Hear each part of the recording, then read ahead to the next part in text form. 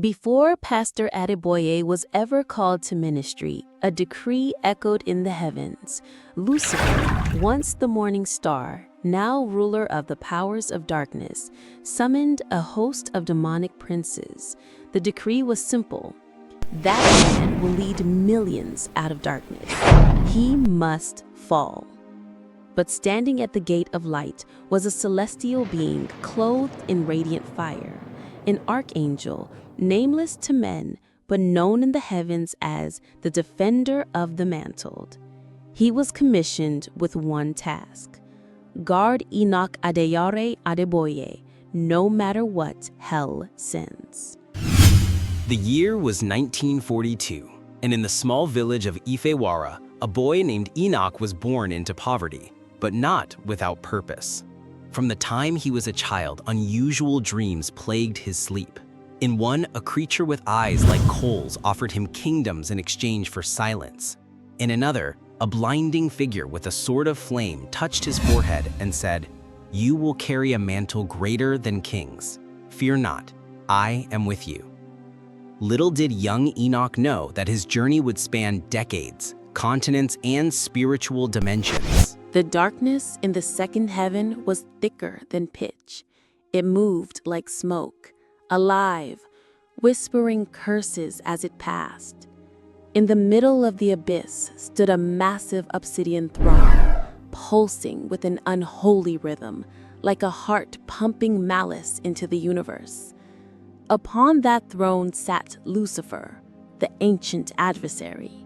No longer the bearer of light, his beauty was corrupted, his once glorious wings now shredded with pride and pain.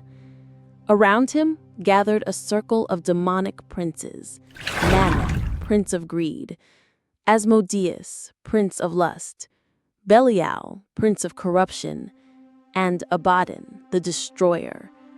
A crystal-like sphere floated before them, glowing with a faint light.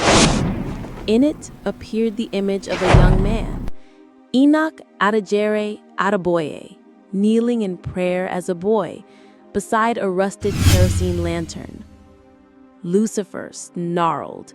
"He's dreaming again. He saw the angel last night." Mammon hissed. "Why not destroy him now, while he is still weak? A poor boy in a forgotten village. Snuff him out." Lucifer waved a clawed hand and the image shifted.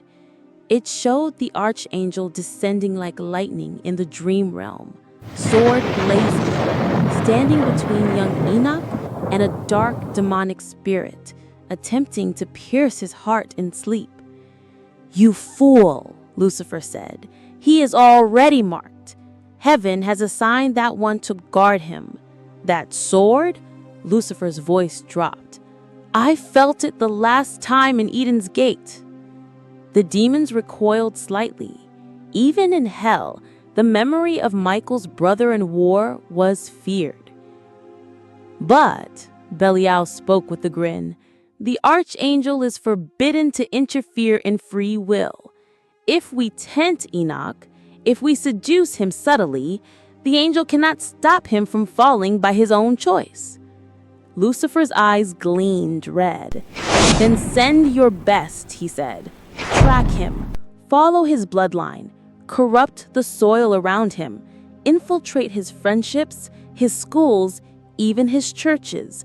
I want compromise. I want pride. I want adultery. I want failure." He stood and pointed to the image of young Enoch as he lay reading the only Bible in his village. "Make him fall before the mantle descends." In the highest realm above, past galaxies, stars, and time itself, there was a chamber of fire and praise. The throne of God shone with indescribable light, and around it gathered thousands of angels, seraphim, cherubim, and archangels. In one part of the realm stood a single archangel, glowing like lightning wrapped in humility. His name was hidden from men, but known in heaven as Arah'el, the flame of the mantle. He knelt before the throne, receiving the next phase of his assignment. "The enemy has sent his princes," came a voice like thunder and mercy. "They seek to plant seeds of destruction in the path of the chosen vessel.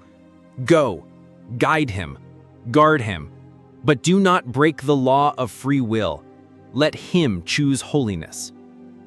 Arah'el bowed, sword in hand, wings spread wide. "As you command, my lord." In a flash of living light, he vanished into the earth realm, headed to Ifewara. Back on Earth, Ifewara, Nigeria. It was midnight.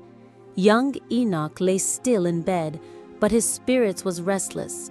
His mother had prayed over him. His father snored across the mud hut, but the boy felt a pressure in the room.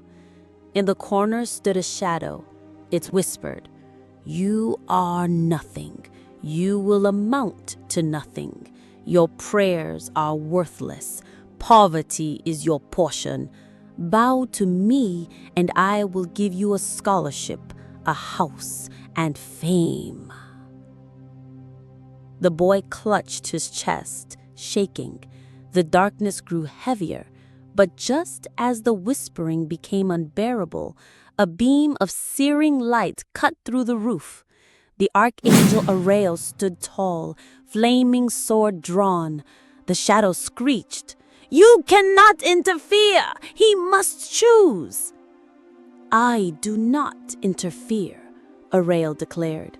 "I remind." He turned to the boy who trembled.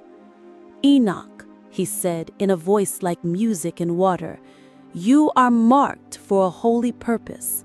The path will be hard. The world will tempt you. Even the church will try to corrupt you.